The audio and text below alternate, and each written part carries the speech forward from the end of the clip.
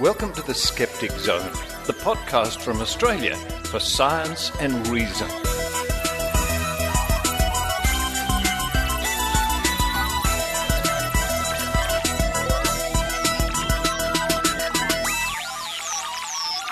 Hello and welcome to the Skeptic Zone, episode number 410 for the 28th of August 2016. Richard Saunders here with you from Sydney, Australia, surrounded today by the Skeptic Zone cats, Henrietta and Maud, who are at my feet. I've come into a different part of the studio today to do the recording, and it's right near their cat post, so they're giving me funny looks at the moment. Thank you, Heidi Robertson, for taking over the Skeptic Zone last week. I was a bit under the weather, to say the least. At least today I can talk, which is a good thing. Well, depends who you talk to, I suppose. I'm not sure what hit me. It was, I know it's hit me now. It's a cat. Hello, it's Maud. She's just jumped up to investigate the microphone. Hello. I wish you could see this. Her little face is up and a paw. Why don't you sit down? Sit down there. Go on. I don't know what hit me, folks. I think it was a chest infection, but it was sort of flu-like, I guess, with cold shivers and shakes and general feeling unwell. Yeah, hello, it's Henrietta now. Hello. Are you going to? You sit there and you sit there. Anyway, these two cats did keep me company through the week as I recovered, more or less, on the couch for about 48 hours. Hello. You do want me to do the show, don't you? Anyway, they did keep me company, which is nice. Anyway, coming up on this week's episode of the Skeptic Zone, we're looking at a story that came to light in the last week about some brave parents who posted a video of their poor young daughter suffering the effects of whooping cough as a warning to other parents. It was a very courageous thing for them to do. And as you might predict, the flying monkeys, the anti-vaccination crowd came out of the woodwork to condemn these parents, suggesting, of course, ridiculous things like it was really the vaccination that gave their daughter whooping cough, and probably a lot worse. And we're going to be reading the story of this report as it was covered at news.com.au with some audio from the Channel 7 TV news. Following that, it's Heidi Robertson, the Raw Skeptic. When she's not hosting the Skeptic Zone, she's doing reports. More reports from Brisbane Skepticamp. This week, she's speaking to Natalie Carrington, a teacher, an English teacher, talking about or discussing how you can teach skepticism using language. The language, what to look out for, what to hear for, what to be wary of when it comes to the use of language in critical thinking, especially when it comes to things like advertising.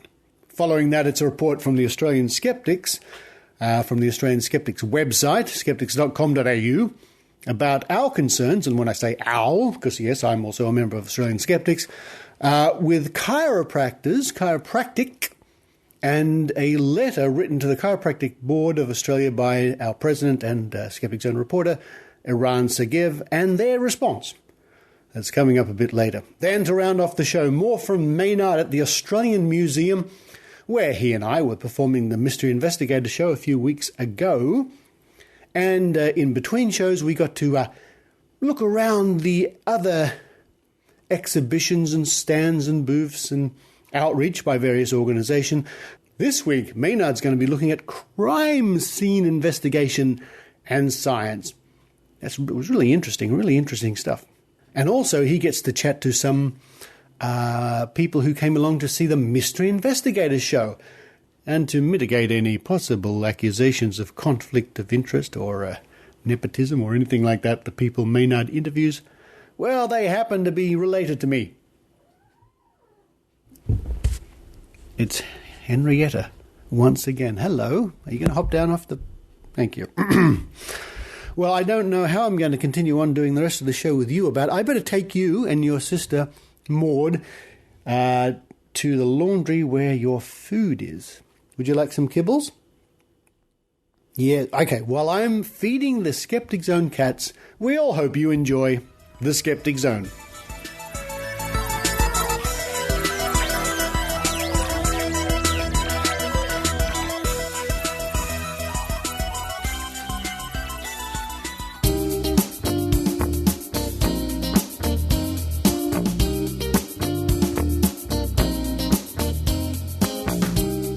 From the website of news.com.au, written by Vanessa Brown, 25th of August 2016.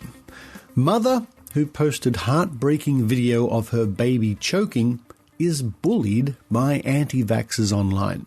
The Sydney mother who posted a heartbreaking video of her 5-week-old baby choking for air after catching whooping cough has been bullied online by trolls who say, quote, vaccination is what caused her baby to get sick, end quote. On Monday, Sarah posted the video of her daughter Heidi gasping for breath in an attempt to, quote, educate more people on the importance of vaccinations, end quote. Now what I'll do is I'll play the audio clip from the 7 television news on the story. Every couple of hours, tiny Heidi T stops breathing, turns blue and has to be resuscitated. Take the oxygen on her. It's unnerving vision, but Heidi's parents want every Australian, especially those who question the benefit of vaccination, to watch their daughter's life and death struggle. You're thinking to yourself, is she going to pull through it? Yeah. You read a lot of scary things online about whether vaccinations are or are not safe, but you have your child in the hospital, stop breathing, and you will change your view in about 10 seconds. Heidi, who's too young to be vaccinated, contracted whooping cough after her big brother was infected at daycare. Because her coughs were almost silent, it was difficult to diagnose. For those people who don't believe in vaccination, here's the proof. There's been a major resurgence of whooping cough in Australia in recent years, due in no small part to the 5% of parents who still don't get their babies or themselves vaccinated. It's putting little tiny 2.6 kilo babies at risk. I wouldn't want that on my conscience. Immunisation was invented 200 years ago. It is completely safe and prevents children dying from whooping cough. Every time Heidi stops breathing, she's in danger. But thankfully, doctors now say her condition is stable. Glenn Conley, 7 News. And thank you to the 7 Network for that audio. We read on. Quote, this video may distress some people, but I'm sharing it to show just how scary and dangerous whooping cough is to babies who are too young to be vaccinated, end quote. Sarah wrote on the original post. Quote, this is my 5-week-old baby during an episode where she chokes and stops breathing. Babies rely on herd immunity to keep them safe, and unfortunately, we cannot achieve that without high vaccination rates, end quote. Sarah said that her son had contracted whooping cough after an outbreak at his daycare centre. He was tested positive when Heidi was just 10 days old and too young to receive the immunisation. While most people praised the mother for sharing the distressing footage and educating those who are against vaccination, others weren't so supportive. Quote, I've had a few suggest that I gave my daughter whooping cough via vaccination, which is not the case at all, end quote, she told news.com.au. Quote, I'm not bothered by it. We've done all that we can to get her well and protect her, end quote. Some of the messages Sarah received suggested she was to blame for her daughter falling sick. Quote, vaccination is what caused your baby to get sick, end quote, one Facebook user messaged Sarah. With other messages saying, quote, it has been known for years now that those vaccinated with the DTaP vaccine still catch, carry and spread whooping cough. They don't just get symptoms. And, quote, they are near constant carriers now. Due to the DTaP vaccinations from 1996, Australia has had a non-stop epidemic for 10 years now. And, quote, please get educated on the scientific facts. The old DTP worked, the new DTaP doesn't work, end quote. Another Facebook user suggested that if she had her time again, she never would have vaccinated her own children. Quote, I have 3 kids, all of which are vaccinated, And if I knew then what I know now, I would have never have done it, end quote. End quote. I'll never understand how you can vaccinate. And I will never understand how you can get vaccinated while you are pregnant. Educate before you vaccinate. Never, ever vaccinate, end quote, another said. The video, which went viral, shows a struggling Heidi trying to breathe while surrounded by her family and medical staff trying to assist. Sarah believes her daughter would have died if they didn't get her to hospital. Sarah's husband supported his wife's video post, saying, quote, "For those people who don't believe in vaccination, here's the proof. Not vaccinating is putting tiny 2.6 kilo babies at risk. I wouldn't want that on my conscience," end quote. Despite the small amount of protest Sarah's video created, she just wants to see her daughter get well. Quote, "She's doing really well today and we are super happy with her progress," end quote, she told news.com.au. Quote, "We were hoping we can go home this weekend, but we don't really know yet," end quote.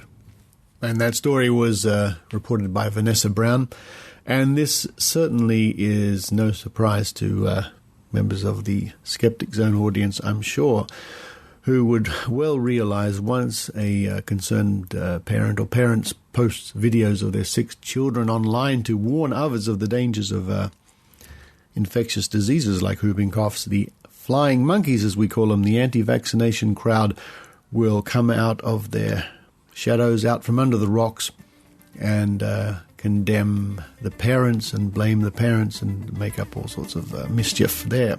But congratulations to those parents brave enough to put that video online.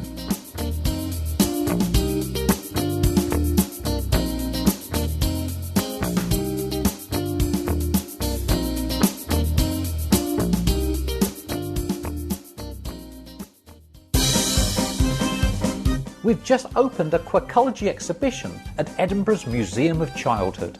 You can shrink in size, see the amazing cylinders to squares illusion live, watch all your favourite Quirkology clips, create your own illusions, be levitated by magician David Copperfield, and lots more. We can take the exhibition anywhere, so if you're a museum, science centre, shopping mall or school, get in touch. For more information, visit www.quirkology.com.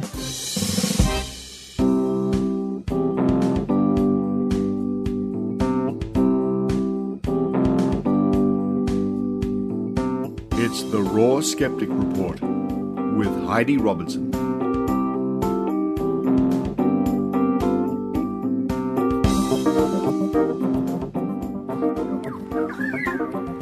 Okay, I'm here with Natalie Carrington and a few very loud birds in the tree above us. Natalie's just given a very interesting talk. Natalie is an English teacher. Can you tell us what your talk was about? My talk was about teaching skepticism through a deconstruction and analysis of the language used in advertising and the media. And in particular, you were focusing on the importance of teaching these skills and critical thinking skills to students. Yeah, that's correct, yeah. So tell us some of the techniques that you do teach your students in order to tell the good information from the not so good information. We start by having a look at sort of the idea of widely accepted information versus accurate information. Just because something is widely accepted doesn't make it true, of course. We have a look at the way that language is used, so looking at emotional appeal, weasel words. Goodness me, there are so many to choose from. The use of like the bandwagon fallacy, argument from authority, those kinds of things. What age do you think we should start teaching our kids about these sorts of things? Is any age an optimal age to start teaching things? Well, I'm not an expert in early childhood or anything, but my understanding would be as soon as a child can understand language, they can, well, we see them starting to try and manipulate others using language, lying and what have you. So the earlier the better. Yeah, this is one of my passions, I guess, is to get these critical thinking skills into schools, because the way I see it, and I don't know if you agree or not, but it's probably the only way that we are going to have a generation in the future of people that don't fall for the pseudoscience or don't propagate the pseudoscience. What do you think? Well, I definitely agree with that. Education is one of the most potent tools we have at our disposal to try and combat woo and pseudoscience. All right, so what are some of the emotional appeals? You mentioned desires and fears that are used a lot in advertising. Can you give us an example of an emotional appeal that you see in advertising a lot? Well, particularly in political advertising, we have the emotional appeal of fear of what happens if the other team gets voted in. Both political parties were using it rampantly during their election campaigns in the last few weeks, and it's quite a profound tactic, playing on the fear of whichever group is watching the ad for. What happens if Labor gets in? Then small businesses will go under. What happens if the Liberals get in? Then poor people will starve. You also talked a little bit about weasel words. Where do you see weasel words being used most often, and what kind of weasel words? I'd say it's most prevalent in political advertising, having a look at the fact that weasel words are used to avoid making outright statements. So we see it a lot in political promises. Let's put £350 million pounds a week into the NHS, says Nigel Farage. And then he reneges on that because it wasn't actually a promise, it was a suggestion because of the use of the word let's. That's the example that I used in my talk, but there are many others. Yeah, I see it a lot in the health profession, especially alternative medicine, like naturopaths and homeopaths. And I think one of the audience members also made that point, that they use weasel words like this may help with this condition, may help with that condition. Is that your experience too? Have you come across that? I have seen that a lot, and I think the reason they do it is because it basically protects them against the liability. If they make an outright claim, this will cure your cancer, then when it doesn't cure cancer, people can bring suits against the person who's propagating that claim. If they only use really ambiguous terms like may or might or could, then the lower modality language lends itself to not having litigation suits brought against them for false advertising. And hence the term weasel words, because it is very weaselly type behaviour, isn't it? It is indeed. Well, thank you very much, Natalie, for joining us. And is this your first Skepticamp this year? It's the third one I've been to as an attendant, first time I've spoken at one. Well, it was an excellent talk, and if people want to get in touch with you or find out more about you, where can they go? I am on Facebook and I am on Twitter, but I'm not very active on either. Well, maybe listeners will catch up with you at some Skeptic events in the future. Thanks again for joining us. You're most welcome. Thank you.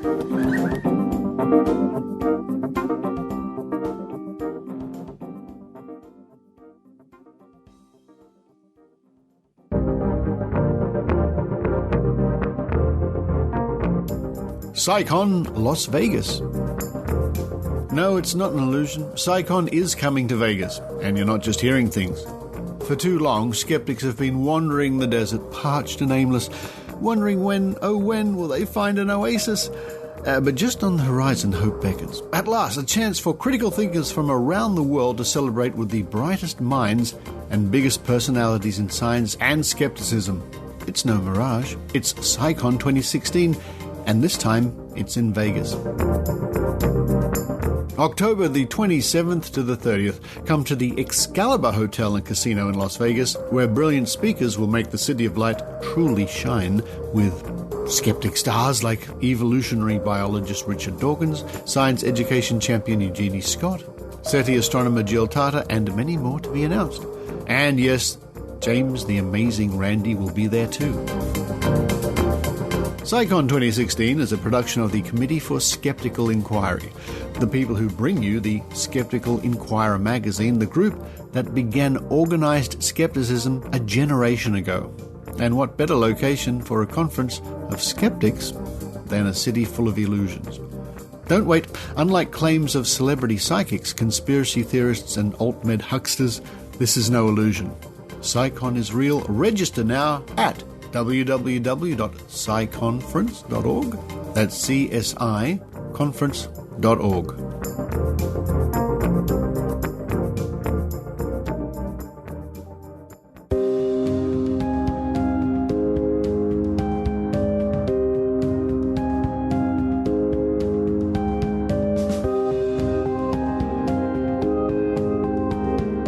from the website of Australian Skeptics, skeptics.com.au, by Tim Mendham and Iran Sergeyev, dated August 23rd, 2016.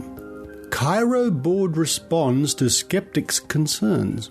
Following the revelation of chiropractor Ian Rossborough's cracking of an infant's spine on YouTube, Australian skeptics and many members of the public and professionals expressed their outrage. The Australian Health Practitioners Regulatory Agency, AHPRA, and the Chiropractic Board of Australia, CBA, took action and limited Rossborough's areas of activity. But that wasn't enough. There are still many chiropractors promoting and presumably performing the same practices as Rossborough, but with little, if any, reprimand.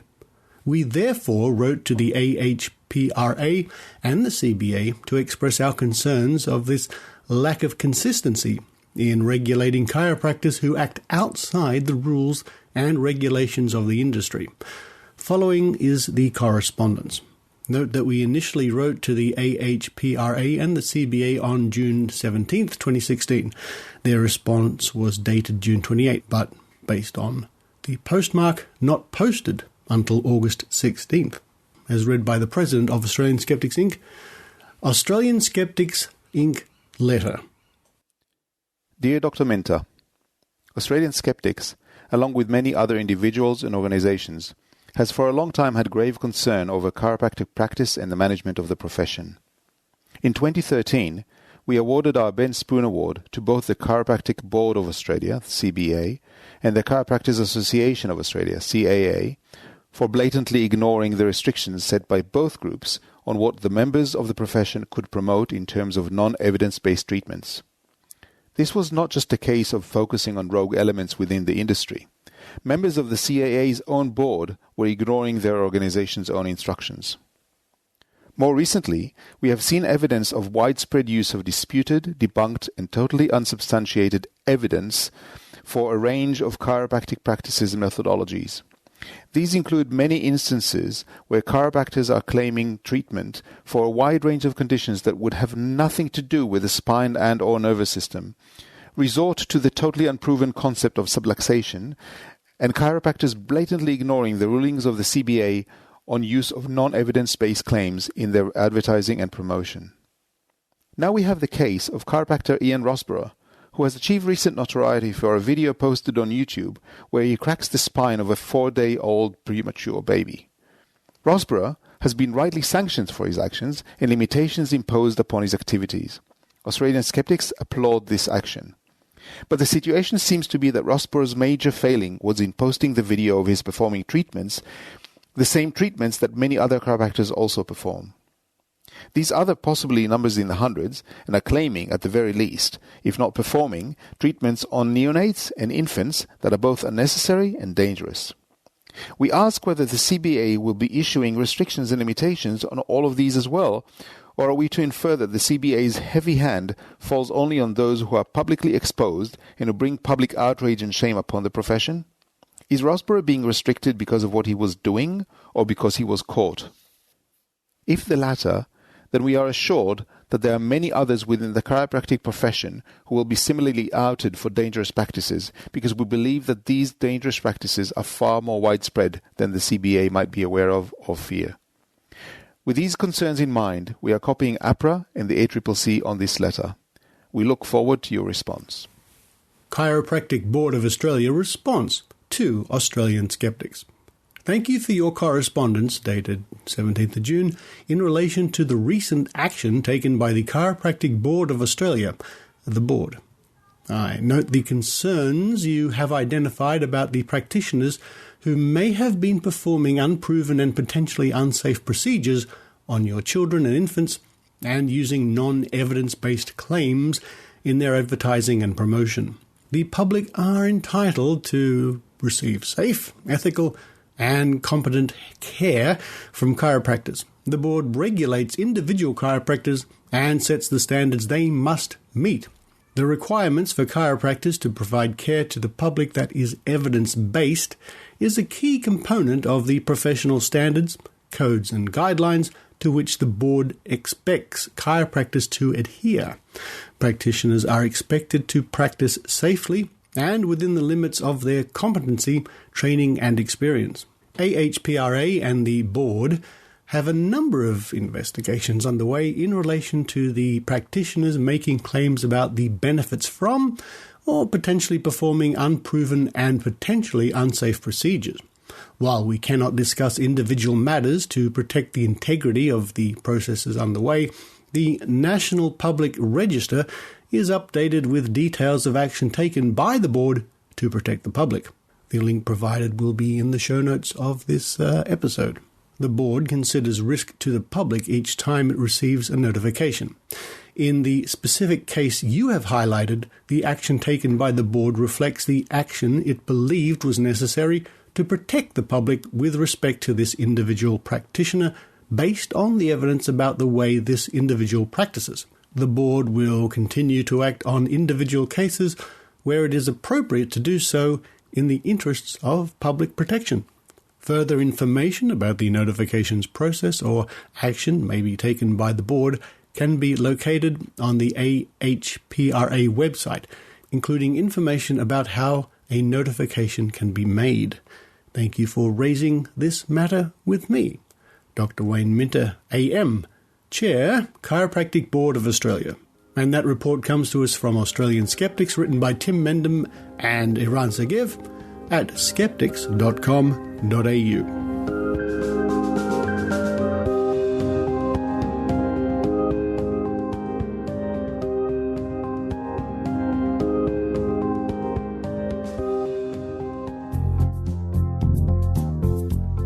Kraskó Gábor vagyok, a Skeptikus Társaság Egyesület és a Skeptikus Szervezetek Európai Tanácsának elnöke.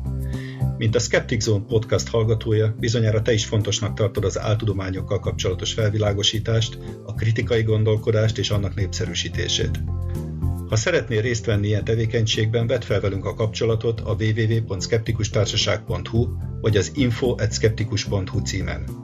Továbbá ajánlom figyelmetbe Facebook oldalunkat is, amit a facebook.com/Skeptikus Társaság címen találsz, valamint várunk szeretettel rendezvényeinken. Hi, this is Gábor Raskó, President of the Hungarian Skeptic Society and Chairman of the European Council of Skeptical Organizations. As a listener of the Skeptic Zone, you probably agree that educating others about pseudoscience and critical thinking is an important task. If you are eager to take part in either of these activities, we would be happy to hear from you. Don't hesitate to contact us at www.skeptikus.au or info@skeptikus.au. We also recommend you visiting our Facebook page, Skeptikus Társaság, or simply come and join us at one of our events.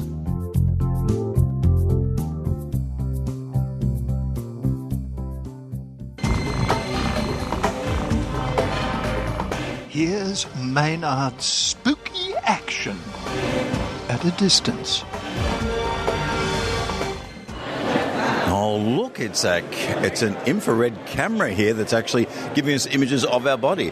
And as we can see, Richard Saunders is, as we suspected, a vampire. He gives off very little heat whatsoever, so you've got quite a small heat signature there, Mr. Saunders. I'm a bit surprised because you and I have just been performing the Mystery Investigator show. I feel quite energised after that, although my voice is nearly gone. Oh, well, look, I've got a bit of a strange pain in the middle of my back, so that can obviously only be my kidneys shutting down and my imminent death, Richard.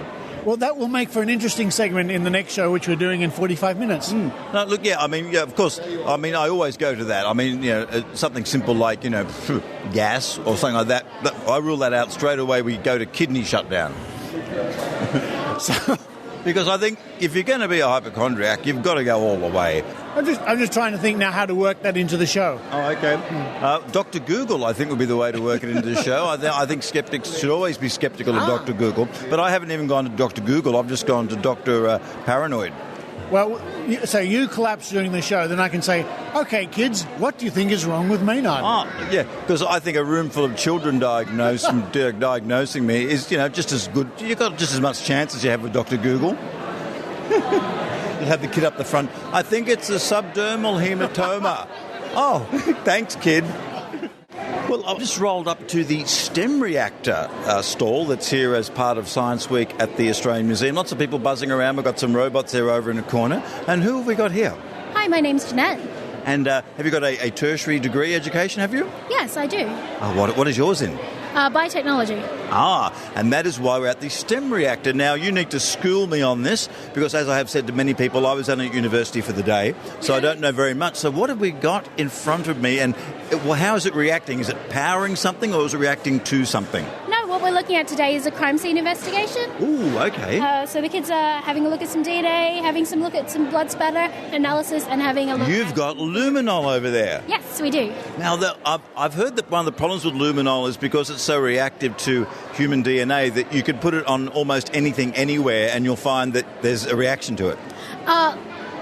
In this context, we use it just as a method of identifying the presence of something, but it's not specifically identifying an individual or any type of specific blood. But I imagine it would be a fairly alarming experience if you just put some anywhere in your house, for example, and you'd probably be quite concerned. Oh, look, I've never tried that, so... Yeah, it's probably not a good idea to do. And that's pretty cool, yeah. It goes off under the black light. So what is it reacting with? What human enzyme is it reacting with? My understanding is it takes up free radicals from oxygen. Right, okay. But that is very cool there. And you've also got some other exhibits here to do with getting DNA. What have we got going on here? We've got DNA electrophoresis. Ooh. So both of these are DNA electrophoresis. Okay, now just explain that for myself and for the listener at home. That big word means... So DNA electrophoresis is essentially a method for separating out, well, in DNA, complex mixtures of DNA. So DNA is of a range of sizes. And is that mitochondrial DNA or... in this context, it'll be chromosomal DNA. But it can be used for any type of DNA. Right. So how fast can you do a DNA test now if you're trying to identify someone? How fast have they got the test down to? I'm not really familiar with that specifically. Okay. But it certainly is really interesting in what you're doing here. And this here, what is going on here? It looks like electrolysis with something going on in the middle there. It looks like it's showing a DNA sequence, is it? Well, in this case, it's actually a simulation using dyes instead of DNA. Okay, cool. So we use dyes because DNA is colourless, so you can actually see the dyes running, and it shows the method of electrophoresis. Okay. And who are you here representing today? This is a company called STEM Reactor. Oh, so their main clients would be law enforcement, or who else would want this sort of thing? No, it's mostly for schools, to bring this technology to schools. Right. And so people can get a bit more about their hands-on DNA because, they reckon that's the next wave of, industrial movement. Sure. Yeah. And what attracted you to this field in the first place and to use your degree this way? I just love science, so... Cool. Yeah. That's the correct answer for science, so I just love science. Great. Thank you very much, and have a good afternoon here. I guess the kids are really loving the luminol on the T-shirt. Yeah, the kids today are having a lot of fun with it. That's great. Thank you. See you. Thank Bye-bye. you. Thank you. Actually, we've just finished our second Mystery Investigators show for the day. We've got a couple of punters here. Who have we got? Margaret. Rory. Willow. An anonymous face-painted person. Okay, now what did you make of the show, sir? It's okay. Look, yeah, that's usually what we get. We get, yeah, it's okay. I guess I had nothing else to do, like stand in traffic, so I came and saw it. Well, look, what was the bit you liked? Well, what was the bit you liked the most?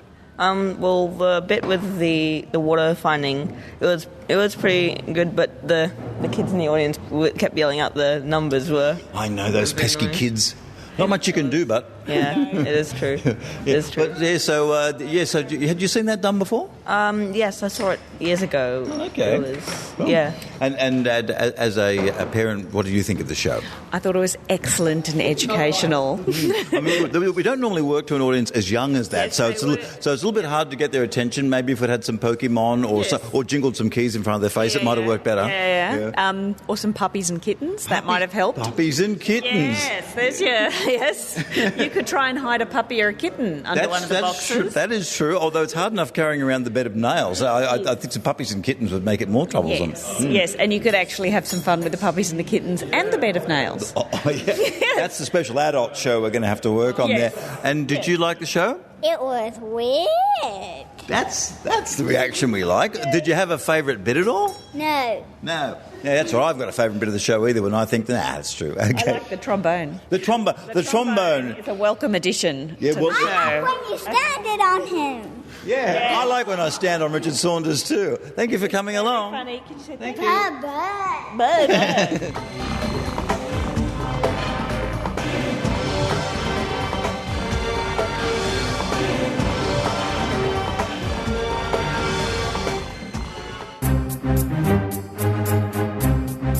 Australian Skeptics National Convention 2016 will be hosted in Melbourne at the University of Melbourne from the 25th to the 27th of November, with the annual dinner being held at Melbourne Zoo on the evening of the 26th of November.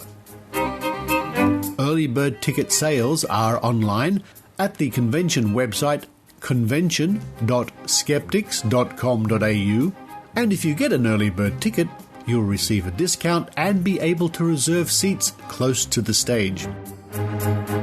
We can confirm that speakers for the convention will include Lawrence Krauss, Edzard Ernst, Harriet Hall, Michael Marshall, Katie Mack, and Mel Thompson, with many more great speakers to be announced soon. Nicholas J. Johnson is our MC for the annual dinner. Information about our speakers is available from the convention website. So that's convention.skeptics.com.au.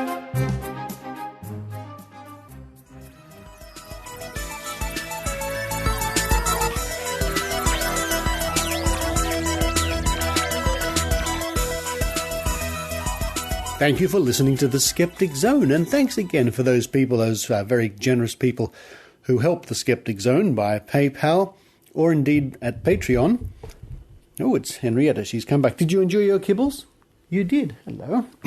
She's right under the microphone now on a little stand.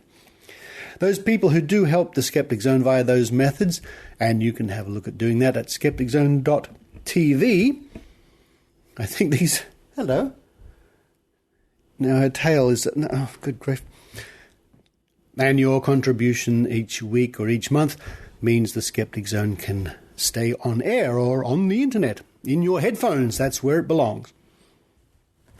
Leave that alone. I hope to meet some Skeptic Zone fans at the Australian Skeptics dinner meeting here in Sydney on the 24th of September. And our special guest speaker will be Lynn Kelly, all about the memory code. More information, skeptics.com.au. And don't forget the regular Skeptics in the pub at the Crown Hotel, first Thursday of the month.